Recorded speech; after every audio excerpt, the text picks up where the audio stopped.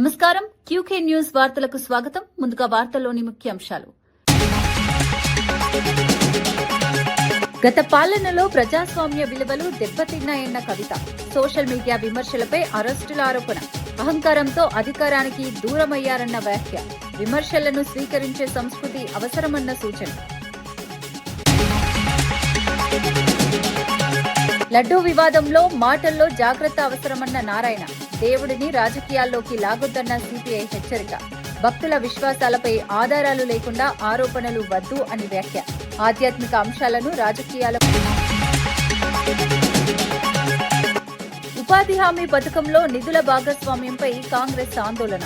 60 నుంచి 40 నిష్పత్తితో రాష్ట్రాలపై పెరుగుతున్న భారం. 5,000 కోట్ల భారం పడుతుందన్న అంచనా. గ్రామీణ ఆర్థిక వ్యవస్థకు వెన్నెముక పథకాన్ని కాపాడాలని సూచన. రైతుల పరిస్థితి కూటమి పాలనలో దెబ్బతిన్నదన్న వేమారెడ్డి.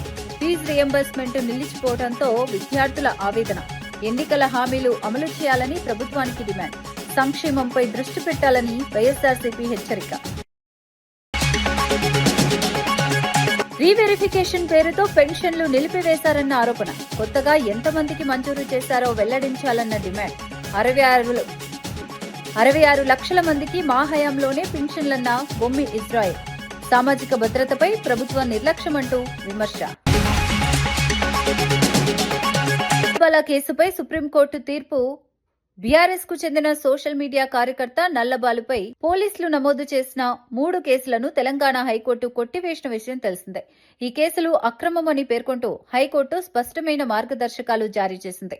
సోషల్ మీడియా అభిప్రాయాల పేరుతో అనవసరంగా కేసులు పెట్టరాదని కూడా సూచించింది. అయితే రాష్ట్ర ప్రభుత్వం ఈ తీర్పును సవాల్ చేస్తూ సుప్రీంకోర్టులో ఎస్ఎల్పీ దాఖలు చేసింది. దీనిపై స్పందించిన ఆర్ఎస్ ప్రవీణ్ కుమార్ కోట్ల రూపాయల ప్రజాధనాన్ని ఖర్చు చేసి పెద్ద న్యాయవాదులను పెట్టి నల్లబాలను జైలుకు పంపించాలని ప్రభుత్వం ప్రయత్నించిందని ఆరోపించారు. కానీ సుప్రీంకోర్టు హైకోర్టు తీర్పుని సమర్థిస్తూ ఎస్ఎల్పీని కొట్టివేసిందన్నారు. కర్ణాటక ప్రభుత్వం హైకోర్టు మార్గదర్శకాలను అమలు చేస్తే తెలంగాణ ప్రభుత్వం ఇప్పటికీ వాటిని అమలు చేయలేదని విమర్శించారు. ప్రజాస్వామ్యంలో అభిప్రాయ స్వేచ్ఛకు ఇది ఒక కీలక తీర్పని పేర్కొన్నారు. అదేవిధంగా ఈరోజు డీజీపీ గారికి ఇంకొక రిప్రజెంటేషన్ కూడా మేము ఇచ్చినాం. మా social media activist, BRS social media activist Nallabalu alias Sashidhar Goud ఎవరైతే ఉన్నారో ఆయన మీద 3 అక్రమ కేసులు పెడితే గౌరవ హైకోర్టు తెలంగాణ 3 అక్రమ కేసులను కొట్టేసి పోలీసులు సోషల్ మీడియా యాక్టివిస్టుల మీద అక్రమ కేసులు పెట్టకూడదు అని చెప్పి మార్గదర్శకాలు ఇచ్చింది. కానీ చూడండి రేవంత్ రెడ్డి నిర్వాహకం ఎట్లుందో. కోట్ల రూపాయలు ఖర్చు చేసి ఆ ప్రజాధనాన్ని తీసుకుని పోయి ఆ ప్రజాధనాన్ని సుప్రీంకోర్టులో టాప్ నాచ్ అడ్వకేట్లందరి ముందర పెట్టి మీరు ఏమైనా చేయండి ఈ నల్లబాల్ అనటాన్ని జైలుకు పోవాల్సిందే అని చెప్పి ఎస్ఎల్పీ ఒకటి సుప్రీంకోర్టులో ఫైల్ చేస్తే గౌరవ సుప్రీంకోర్టు ఆ ఎస్ఎల్పీని కొట్టేసి తెలంగాణ హైకోర్టు నల్లబాలుకి ఏదైతే ఊరటిచ్చిందో ఆ ఊరటినే కరెక్ట్ అని చెప్పింది. చెంప చెల్లు అనిపించింది గౌరవ సుప్రీంకోర్టు మరి తెలంగాణ ప్రభుత్వానికి. అదేవిధంగా గౌరవ హైకోర్టు తెలంగాణ నల్లబాలు కేసు విషయంలో గొప్ప మార్గదర్శకాలు ఇచ్చింది. పోలీసు వాళ్ళు ఏ విధంగా కూడా సోషల్ మీడియా యాక్టివిస్టులను అక్రమంగా వేధించకూడదు. రాజ్యాంగం ఇచ్చిన 19వ అధికరణం క్లాజ్ 1 ప్రకారం ఇది ఫ్రీడమ్ ఆఫ్ స్పీచ్ కిందికి వస్తుంది అని చెప్పి మరి గౌరవ హైకోర్టు చెప్పింది. ఒక్కసారి విషయం ఏంటంటే పక్కనుండే కర్ణాటక గవర్నమెంట్ ఏమో తెలంగాణ హైకోర్టు ఆర్డర్లను బేస్గా చేసుకుని మార్గదర్శకాలు ఇచ్చింది. ఇప్పటి వరకు తెలంగాణ ప్రభుత్వం ఒక్క మార్గదర్శకం కూడా ఇవ్వలేదు. పోలీస్ శాఖ మార్గదర్శకం ఇవ్వలేదు. అదే విషయాన్ని మేము ఇవాళ గౌరవ డీజీపీ గారికి నివేదించినాం. అయ్యా మరి పక్కన మీ పార్టీ పాలిస్తున్న కాంగ్రెస్ పార్టీ పాలిస్తున్న కర్ణాటక రాష్ట్రంలోనేమో సోషల్ మీడియా యాక్టివిస్టుల మీద తెలంగాణ హైకోర్టు ఇచ్చిన మార్గదర్శకాలు పాటించండి చెప్తుంది. కూటమి ప్రభుత్వం అధికారంలోకి వచ్చిన తర్వాత రైతుల పరిస్థితి దెబ్బతిన్నదని మంగళగిరి వైఎస్ఆర్సీపీ ఇన్ఛార్జ్ దొంతిరెడ్డి వేమారెడ్డి తీవ్ర విమర్శలు చేశారు. రైతులకు ఇచ్చిన హామీలు అమలు కాలేదని, వ్యవసాయ రంగం సంక్షోభంలో పడిందని అన్నారు. ఫీజు రియంబర్స్మెంట్ నిలిచిపోవడంతో విద్యార్థులు ఇబ్బందులు పడుతున్నారని ఆవేదన వ్యక్తం చేశారు. ఎన్నికల సమయంలో పెద్ద హామీలిచ్చి ఇప్పుడు వాటిని అమలు చేయకుండా ప్రభుత్వం తప్పించుకుంటోందని విమర్శించారు. ప్రజలకు అవసరమైన సంక్షేమ కార్యక్రమాలపై దృష్టి పెట్టకుండా అబద్దపు ప్రచారాలతో కాలక్షేపం చేస్తోందని ఆరోపించారు. చంద్రబాబు ఇచ్చిన హామీలను వెంటనే అమలు చేయాలని డిమాండ్ చేశారు. రైతులు, విద్యార్థుల భవిష్యత్తు దృష్ట్యా ప్రభుత్వం బాధ్యతగా వ్యవహరించాలని సూచించారు. 52 ఎకరాలంట వైజాగ్, వాళ్ళకి అక్కడ ఏంటి సార్, అమరావతిలో ఏంటి డెవలప్ అవుద్ది, ఆ ప్రాంతం డెవలప్ అవుద్ది, ఆ చుట్టుపక్కల మా రైతులు కూడా సంతోషంగా ఇక్కడ పెద్ద ఇన్స్టిట్యూట్ వస్తుంది, మా పొలాలు కూడా కొద్ది బాగుంటాయి, ఏదో అనుకుని వాళ్ళు ఆశపడతారు. అచ్చేయండి. అలాంటివి చేయకుండా మీరు కావాల్సిన వాళ్ళందరికీ మీరు ప్రభుత్వ స్థలాలను పప్పు బిల్లలాగా వదిలేయటానికి 52 ఎకరాలంట వైజాగ్, వాళ్ళకి అక్కడ ఏంటి సార్, అమరావతిలో ఏంటి డెవలప్ అవుద్ది, ఆ ప్రాంతం డెవలప్ అవుద్ది, ఆ చుట్టుపక్కల మా రైతులు కూడా సంతోషంగా ఇక్కడ పెద్ద ఇన్స్టిట్యూట్ వస్తుంది, మా పొలాలు కూడా కొద్ది బాగుంటాయి, ఏదో అనుకుని వాళ్ళు ఆశపడతారు. అచ్చేయండి. అలాంటివి చేయకుండా మీరు కావాల్సిన వాళ్ళందరికీ మీరు ప్రభుత్వ స్థలాలను పప్పు బిల్లలాగా వదిలేయటానికి. వితంతువులు, 60 ఏళ్లు నిండిన వృద్ధులకు ఈ ప్రభుత్వం వచ్చిన తర్వాత ఎంతమందికి కొత్తగా పెన్షన్లు మంజూరు చేశారో వెల్లడించాలని ఎమ్మెల్సీ బొమ్మి ఇజ్రాయెల్ ప్రభుత్వాన్ని ప్రశ్నించారు. తమ ప్రభుత్వ హయాంలో 66.34 లక్షల మందికి పెన్షన్లు అందించామని గుర్తు చేశారు. రీవెరిఫికేషన్ పేరుతో సుమారు 5 లక్షల మందికి పెన్షన్లు నిలిపివేశారని ఆరోపించారు. అర్హులైన లబ్ధిదారులను తొలగించడం వల్ల పేదలు తీవ్ర ఇబ్బందులు పడుతున్నారని అన్నారు. పారదర్శకంగా వివరాలు ప్రకటించాలని, పెన్షన్లు తిరిగి పునరుద్ధరించాలని డిమాండ్ చేశారు. సామాజిక భద్రతా పథకాలపై ప్రభుత్వం నిర్లక్ష్యంగా వ్యవహరిస్తోందని విమర్శించారు. 2024 సంవత్సరంలో జగన్మోహన్ రెడ్డి గారు ప్రభుత్వం దిగిపోయేసరికి, లేదు 2019 జగన్మోహన్ రెడ్డి గారు ప్రభుత్వం ఏర్పడేటానికి ఈ రాష్ట్రంలో 39 లక్షల మందికి పెన్షన్లు ఈ ప్రభుత్వం ఇవ్వడం జరిగింది. జగన్మోహన్ రెడ్డి గారు వచ్చిన తర్వాత సుమారు 27 లక్షల మందికి పెన్షన్లు పెంచి అర్హులైనటువంటి ప్రతి ఒక్కరికి కూడా జగన్మోహన్ రెడ్డి గారి టైంలో పెన్షన్లు ఇవ్వడం జరిగింది. అంటే ఈ రాష్ట్రంలో 66 లక్షల మందికి పెన్షన్లు ఇవ్వడం జగన్మోహన్ రెడ్డి గారి టైంలో జరిగింది. ఈ ప్రభుత్వం వచ్చిన తర్వాత 2024 టయానికి 66 లక్షల మందికి ఉన్నటువంటి పెన్షన్లే ఈ ప్రభుత్వము ఈ నెల ఫిబ్రవరి నెలకి 61 లక్షల మందికి మాత్రమే పెన్షన్లు ఇస్తుంది. అంటే సుమారు 5 లక్షల మందికి పెన్షన్లు ఎగ్గొట్టే పరిస్థితి. రీవెరిఫికేషన్ పేరుతో దివ్యాంగులకి సుమారు 1,00,000 మందికి. శ్రీశైలానికి కాలినడకన వచ్చే భక్తుల దర్శనాలను 30 రోజుల నుంచి 7 రోజులకు కుదించడం అన్యాయమని వైఎస్ఆర్సీపీ రాష్ట్ర అధికార ప్రతినిధి పుత్తా శివశంకర్ రెడ్డి విమర్శించారు. వీఐపీలకు ప్రాధాన్యత ఇచ్చి సామాన్య భక్తులను నిర్లక్ష్యం చేస్తున్నారని ఆరోపించారు. శివదీక్షలు తీసుకుని కాలినడకన వచ్చిన భక్తులు క్యూ లైన్లలో గంటల తరబడి నిలబడాల్సి వస్తోందని అన్నారు. అలాంటి పరిస్థితుల్లో లాఠీచార్జ్ చేయడం అమానుషమని పేర్కొన్నారు. ఈ ఘటనపై సీఎం చంద్రబాబు, పవన్ కళ్యాణ్, సంబంధిత మంత్రులు భక్తులకు క్షమాపణలు చెప్పాలని డిమాండ్ చేశారు. దేవాలయాల నిర్వహణలో భక్తుల మనోభావాలను గౌరవించాలని సూచించారు. మీటర్ల దూరము అడవిలో నడుచుకుంటూ వెళ్లి చెప్పులు లేకుండా ఆ యొక్క స్వామివారి దర్శించుకుంటారని అందరికీ తెలుసు. గతంలో దాదాపు 30 రోజుల పాటు ఈ శివస్వాములకి దర్శన భాగ్యం కల్పించేటువంటి ఏర్పాట్లు జరిగేటివి. ఈ సంవత్సరము ఆ 30 రోజులని కాస్త 7 రోజులకి కుదించి, ఆ 7 రోజులకు కుదించినప్పుడు మనకందరికీ తెలుసు, సామాన్యమైనటువంటి భక్తుడికి, ఇల్లిటరేట్ కూడా తెలుసు ఏంటంటే 30 రోజులు వచ్చే వాళ్ళు 7 రోజులకే కుదిస్తే ఆ యొక్క కూడలంతా కూడా 7 రోజులకే వస్తారు కదా అనేటువంటిది. ఆ జనాలంతా కూడా 7 రోజులు వస్తారని తెలుసు. కానీ ఎటువంటి శ్రద్ధ లేకుండా, దేవుడంటే భయం లేకుండా, భక్తి లేకుండా, అవగాహన లేకుండా ఆ 7 రోజులు కూడాను మొత్తం ఆ శివస్వాములు గాలికి వదిలేశారు. తెలుగు రాష్ట్రాలే కాదు, తమిళనాడు, కర్ణాటక నుంచి కూడా వేలాది మంది భక్తులు ఆ యొక్క మల్లన్న స్వామి దర్శనం కోసము శివస్వాములు అందరూ వస్తారు. ఈ సంవత్సరం వచ్చినటువంటి వాళ్ళలో మీరు మీ వాళ్ళ కోసమై, విఐపి దర్శనాల కోసమై హాల్ట్ చేసి వీళ్ళందరినీ కూడాను క్యూలైన్లో బంధించి, కనీసం కింద శివస్వాములు చెప్పులు కూడా వేసుకోరు కదా ఏ భక్తులు కూడా, అక్కడికి కింద మ్యాట్లు కూడా లేకుండా మల్ల ఎండబెడతా ఉంటే, కింద కాళ్ళు కాలుతా ఉంటే, అక్కడ ఓం నమ శివాయ అని ఆ యొక్క జ్యోతిర్లింగం అంతా శైవక్షేత్రం ఓం నమ శివాయ అనేటువంటి నామకరణంతో విరజిల్లుతా ఉంటది. కానీ వీళ్ళు చేసిన పనికి, అయ్యా మమ్మల్ని కాపాడండి, మమ్మల్ని రక్షించండి, కనీసం మాకు మంచినీళ్ళు ఇవ్వండి, మా కాళ్ళు కాలుతున్నాయి, మాకు ఆ శివయ్య దర్శనం కల్పించండి అని ఆహాకారాలు, గింకారాలు, పాపం ఆ భక్తుల యొక్క ఆ వీడియోలు చూసుకుంటే తెలుస్తుంది. అంతేనా? ఇటువంటి సందర్భంలో కనీసం మానవత్వం ఉన్నోడు గాని, హిందూ ధర్మం అంటే భయం ఉన్నోడు గాని, దేవుడు అంటే భక్తి ఉన్నోడు గాని చేసేటువంటి చర్యలు ఏంటయ్యా అంటే కనీసం వారికి మంచినీళ్ళు ఏర్పాటు చేయడమా యుద్ధ ప్రాతిపదికన? వైసీపీ అధినేత జగన్ అసెంబ్లీలో ప్రతిపక్ష హోదా అంశంపై గలమెత్తి సభలో ఉద్రిక్తత సృష్టించారని జనసేన ఎమ్మెల్యేలు లోకం నాగమాధవి, సుందరపు విజయ్ కుమార్ ఆరోపించారు. ప్రజా సమస్యలపై చర్చించడానికి కాకుండా కేవలం హోదా కోసం వచ్చి సభను అడ్డుకున్నారని విమర్శించారు. ప్రతిపక్ష హోదా ప్రజల సేవ కోసం వినియోగించాలే తప్ప వ్యక్తిగత రాజకీయ ప్రయోజనాల కోసం కాదని వ్యాఖ్యానించారు. సభ సజావుగా సాగకుండా అవరోధాలు సృష్టించడం ప్రజాస్వామ్యానికి మంచిది కాదని పేర్కొన్నారు. రాష్ట్ర అభివృద్ధి, సంక్షేమ అంశాలపై చర్చించాల్సిన సమయంలో రాజకీయ వాగ్వాదాలు సృష్టించడం సరికాదని అన్నారు. అసెంబ్లీ ప్రజల వేదిక అని, అక్కడ గౌరవప్రదంగా వ్యవహరించాల్సిన బాధ్యత ప్రతి సభ్యుడిపై ఉందని స్పష్టం చేశారు. ఆయన చూపించిన తీరు నిన్నను చాలా బాధగా అనిపించింది. మీరు ఒక పార్టీ పెట్టుకున్నారు కాబట్టి ఆ పార్టీ నుంచి మీరు స్పాన్సర్ చేసి మీ గుర్తు మీద మీ పార్టీ గుర్తు మీద గెలిచారు కాబట్టి ఆ ఉన్న 10 మంది పరిస్థితి ఏమవుతుంది? వాళ్ళు కూడా రాకూడదంట, ఈయన రారంట, వాళ్ళు రాకూడదంట. మరి రాయినప్పుడు ఎమ్మెల్సీలు ఎందుకు వాళ్ళకి పంపించారు? అది ఏంటి అసలు మీ స్ట్రాటజీ? నాకు అర్థం కావట్లా. మీ ఒక్కరు మాత్రం రాలేదని ఉన్నవాళ్ళు రాకూడదు, మరి ఆ పరిస్థితి ఏంటి? అలా ఎలా మీరు వాళ్ళ హక్కుల్ని కాపాస్తారు?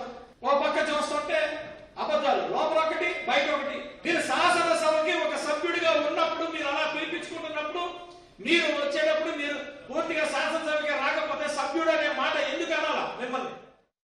తిరుమల లడ్డూ నెయ్యి వివాదంపై రాజకీయ నేతలు మాటల్లో జాగ్రత్తగా ఉండాలని సిపిఐ నేత నారాయణ సూచించారు. రాజకీయ విభేదాలు సహజమే అయినా దేవుడిని రాజకీయాల్లోకి లాగడం సరికాదన్నారు. కోట్లాది భక్తుల విశ్వాసాలకు సంబంధించిన అంశమైనందున వ్యాఖ్యలు చేసే ముందు బాధ్యతగా ఆలోచించాలని కోరారు. దేవాలయ ప్రతిష్ట దెబ్బతింటే సమాజంపై ప్రభావం ఉంటుందని హెచ్చరించారు. ఆధారాలు లేకుండా ఆరోపణలు చేయటం వల్ల భక్తుల్లో అయోమయం పెరుగుతుందని అన్నారు. తిరుమల వంటి పవిత్ర క్షేత్రంపై వివాదాలు సృష్టించడం కంటే నిజానిజాలు వెలుగులోకి రావడం ముఖ్యమని పేర్కొన్నారు. రాజకీయ ప్రయోజనాల కోసం ఆధ్యాత్మిక అంశాలను వాడుకోవటం మంచిది కాదని, ప్రజల మనోభావాలను గౌరవించాలని సూచించారు. కోట్లాది మంది డివోటీస్ భక్తులు, నేను మన తెలంగాణకు వచ్చి చెప్తున్నాను, కోట్లాది మంది భక్తులు హత్య అయిపోతున్నారు, బాధపడిపోతున్నారు. గడ్డలో ఏం జరిగిందో ఏంటో వాళ్ళకి తెలియదు. కానీ కోట్లాది మంది భక్తుల్ని మనోవేదన గురి చేసే పద్ధతుల్లో అధికార పార్టీ కానీ ప్రతిపక్ష పార్టీ కానీ మాట్లాడబాకండి దయచేసి. సుప్రీంకోర్టు ఇన్వాల్వ్ అయింది, సీట్ ఎంతో జరిగింది. పాత ఈవోని ఎస్కేప్ చేయడానికి ప్రయత్నిస్తారు, చేయకూడదు, ఆయన ఉండాల్సిందే. అంతవరకు యాక్షన్ తీసుకొని ఈ రాజకీయ నాయకులు మాట్లాడబాకండి. మేము పొలిటికల్ ఫైట్ చేసుకోండి అధికార పార్టీ ప్రతిపక్ష పార్టీలు, కానీ దేవుడిని అడ్డం పెట్టుకోమని చేయబాకండి. దయచేసి స్టాప్ చేయండి ఆ డిస్కషన్. మిగతా మీ పార్టీ మీరు కొట్లాడుకోండి, నాకు అభ్యంతరం. కుస్తీ పట్టుకోండి, కొట్లాడుకోండి, ఒకటి నరుక్కోండి, నాకు అభ్యంతరం. బట్ దేవుడిని అడ్డం పెట్టుకొని చేయబాకండి. మహాత్మా గాంధీ జాతీయ గ్రామీణ ఉపాధి హామీ పథకంలో నిధుల భాగస్వామ్యంపై కాంగ్రెస్ తీవ్ర ఆందోళన వ్యక్తం చేసింది. కొత్త చట్టం ప్రకారం కూలీ వేతనాల్లో కేంద్రం 60% మాత్రమే ఇవ్వగా మిగతా 40% రాష్ట్రాలు భరించాలని నిర్ణయించడంపై అభ్యంతరం వ్యక్తమైంది. దీనివల్ల రాష్ట్రాలపై ఆర్థిక భారం పెరిగి పథకం బలహీనపడే ప్రమాదముందని పేర్కొన్నారు. ఆంధ్రప్రదేశ్పై సుమారు 5,000 కోట్ల భారం పడుతుందని అంచనా వేశారు. వేతనాలు సకాలంలో చెల్లించకపోతే కార్మికులు ఇబ్బందులు పడతారని, వలసలు పెరిగే అవకాశముందని హెచ్చరించారు. ఉపాధి హామీ పథకం గ్రామీణ ఆర్థిక వ్యవస్థకు వెన్నెముక అని, దాన్ని నిర్వీర్యం చేయకుండా కాపాడాలని డిమాండ్ చేశారు. కాంగ్రెస్ చేపట్టిన పరిరక్షణ యాత్రకు ప్రజలు మద్దతివ్వాలని పిలుపునిచ్చారు. గ్రామీణ ఉపాధి హామీ పథకాన్ని తొలగించేసి ఒక కొత్త చట్టం తెస్తారట, దానికి విబి గ్రామ్ అని పేరు పెడతారట. ఈ కొత్త పథకం ఇంకొక 6 నెలల్లో అమలవుతుందట. దీని విధి విధానాలు ఎలా ఉంటాయంటే, ఎట్లయితే ఉపాధి హామీ పథకంలో మన గ్రామాలు నిర్ణయించే ఏ పని చేసుకోవాలి అని గ్రామ సభలు పెట్టేవాళ్ళు. గ్రామ సభలో మా ఊరికి రోడ్డు కావాలా, బావి కావాలా, లేక చేనులో గట్లు కావాలా, లేక పూడికలు తీయాలా, అని ఆ గ్రామ సభలో ఉపాధి హామీ పనికి ఏమి చేయాలి అని నిర్ణయించేవాళ్ళు. కానీ ఇప్పుడు బీజేపీ తెస్తున్న ఈ కొత్త చట్టంలో గ్రామ సభల జోక్యమే ఉండదు. అసలు గ్రామ సభలు నిర్ణయించవు ఏ పని చేయాలి. అసలు గ్రామంలో ఏ పనులు ఇక నిర్ణయించరు. పక్కన ఎక్కడో ఒక ప్రాజెక్ట్ జరిగితే అక్కడ ఒక కాంట్రాక్టర్ కింద పని చేసే దానికి ఉపాధి హామీని కూడా అటాచ్ చేస్తారు. అంటే ఒక రోడ్డు పనో లేక ఒక ప్రాజెక్ట్ పనో జరిగితే వీళ్ళందరూ వెళ్లి అక్కడ పని చేయాలన్నమాట. అంటే ఆఖరికి ఇది ఎలా తయారవుతుందంటే గ్రామాలకు పనికొచ్చే ఉపాధి హామీ పనిగా కాకుండా ఆ కాంట్రాక్టర్ కు లేబర్ సప్లై చేయడానికి మాత్రమే ఈ ఉపాధి హామీ గ్రామాలు పనికొస్తాయి.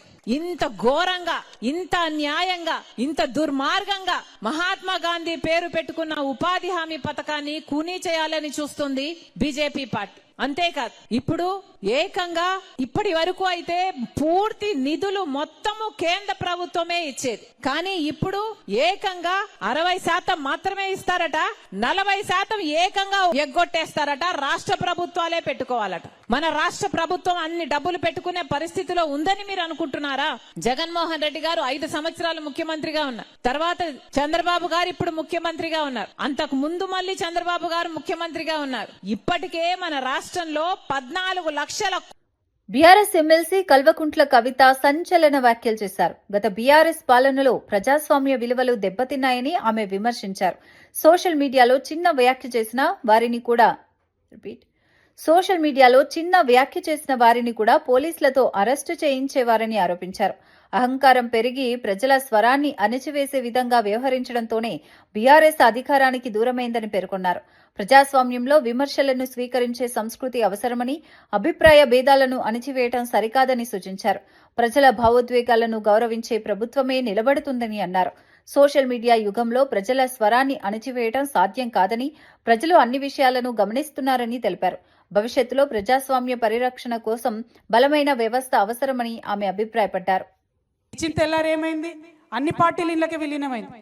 నువ్వు ఎవరిని కోటేసినా ఇళ్ళకే వస్తారనేటటువంటి పరిస్థితి వచ్చింది. అన్నిటికన్నా ఎక్కువ ప్రజాస్వామ్య విలువలు అనేటటువంటి కాలరాయబడ్డాయి. ధర్నా చౌక్ ఎత్తేసిండ్రు. అసహనం ఎక్కువైపోయింది. ఎవరన్నా ఫేస్బుక్లో ఒక చిన్న కమెంట్ పెడితే ఎత్తుకొచ్చి పోరగాళ్ళని అరెస్ట్ చేసి కొట్టుడు పెట్టిరు. ఎవరన్నా యూట్యూబ్లో ఒక చిన్న మాట మాట్లాడితే ఎత్తుకొచ్చి పోరగాళ్ళని అరెస్ట్ చేసి పెట్టిండు. అది నచ్చలేదు తెలంగాణ ప్రజలకు. అందుకే అధికారానికి దూరమైన అహంకారం అనేటటువంటిది, ఆ యొక్క సహనశీలత లేకపోవడం అనేటటువంటిది కరెక్ట్ కాదు. హైదరాబాద్ మాదాపూర్ పరిధిలోని కానామెట్ సర్వే నెంబర్ 55లో హైడ్రా చేపట్టిన కూల్చివేతలతో ఉద్రిక్తత నెలకొంది. అర్ధనారీశ్వర ఆలయం సమీపంలోని అక్రమ దుకాణాలను అధికారులు తొలగించగా ముందస్తు నోటీసులు ఇవ్వలేదని స్థానికులు, పూజారులు అభ్యంతరం వ్యక్తం చేశారు. అకస్మాత్తుగా కూల్చివేతలకు దిగడాన్ని వ్యతిరేకిస్తూ రోడ్డుపై నిరసన చేపట్టారు. పరిస్థితి ఉద్రిక్తంగా మారడంతో భారీగా పోలీసులు మోహరించారు. అధికారులు మాత్రం చట్టబద్దమైన ప్రక్రియలో భాగంగానే చర్యలు తీసుకున్నామని స్పష్టం చేశారు. స్థానికులు తమ జీవనాధారాలను కోల్పోతున్నామని ఆవేదన వ్యక్తం చేశారు. ఉద్రిక్తతను అదుపులోకి తీసుకురావడానికి అధికారులు, పోలీసులు చర్చలు జరిపారు. ప్రస్తుతం పరిస్థితి అదుపులో ఉన్నప్పటికీ ఉద్రిక్త వాతావరణం కొనసాగుతోంది.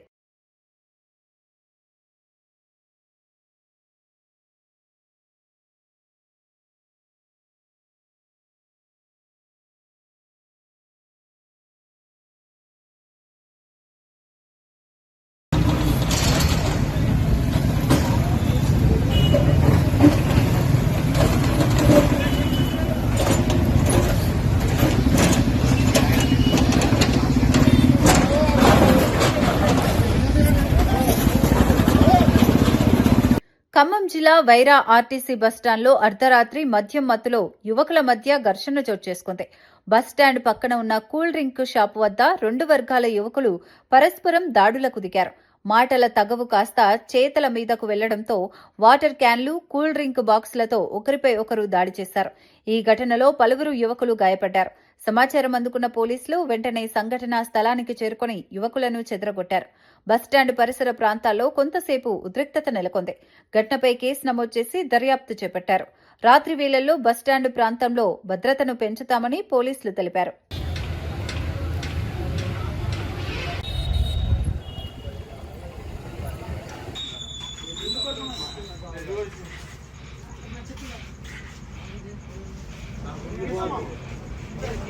కడప నగర మేయర్ పాక సురేష్ కుమార్ సర్వసభ్య సమావేశంపై వివరణ ఇచ్చారు. గత 3 సంవత్సరాలుగా కలిసి పనిచేసిన కార్పొరేటర్లను మిత్రులుగా సంబోధిస్తూ మాట్లాడారు. గత సమావేశాల్లో ఎజెండా అంశాలు ఆమోదం పొందకపోవడం వల్ల వాయిదాలు పడ్డాయని తెలిపారు. హైకోర్టు ఆదేశాల మేరకు అజెండా అంశాలను రికార్డు చేయాలని కమిషనర్కు సూచించామని చెప్పారు. 15వ ఫైనాన్స్ నిధుల అంచనాలు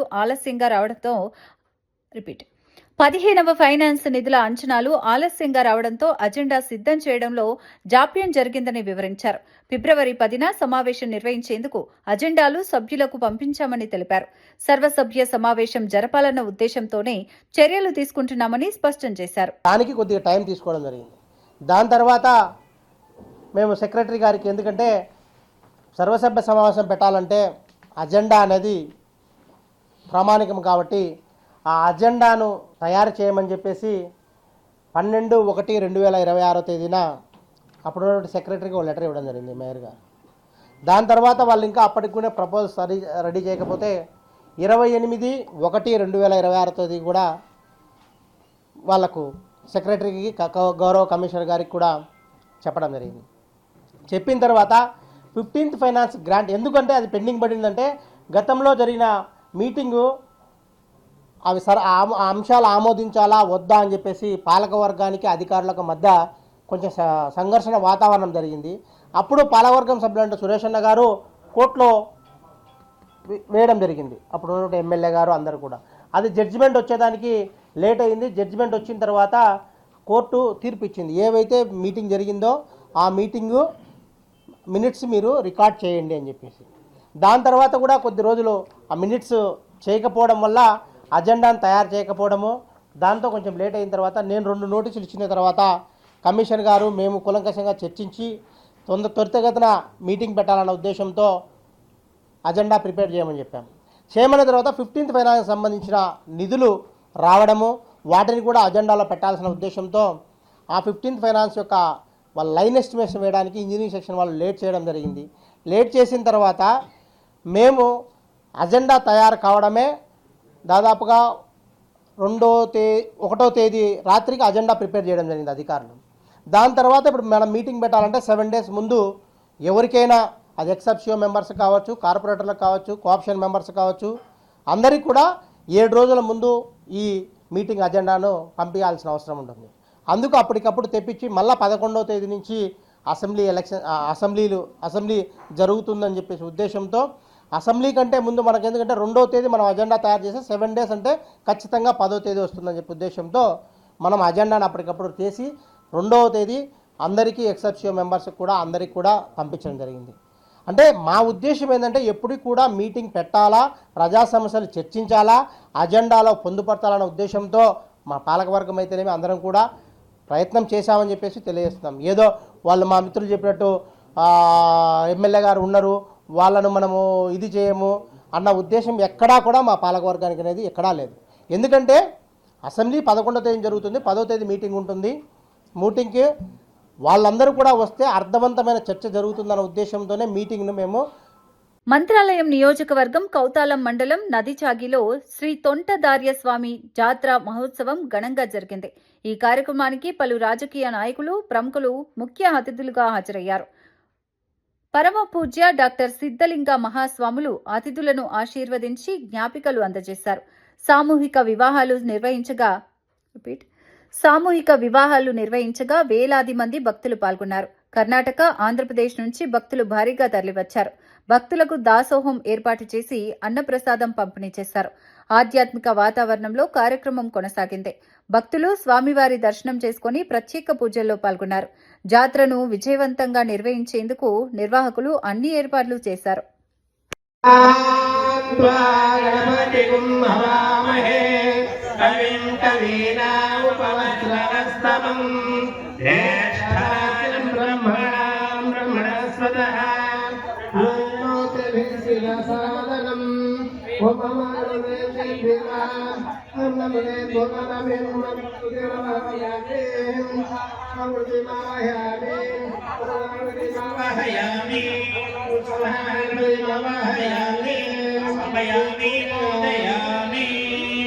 గణపతయే నమః.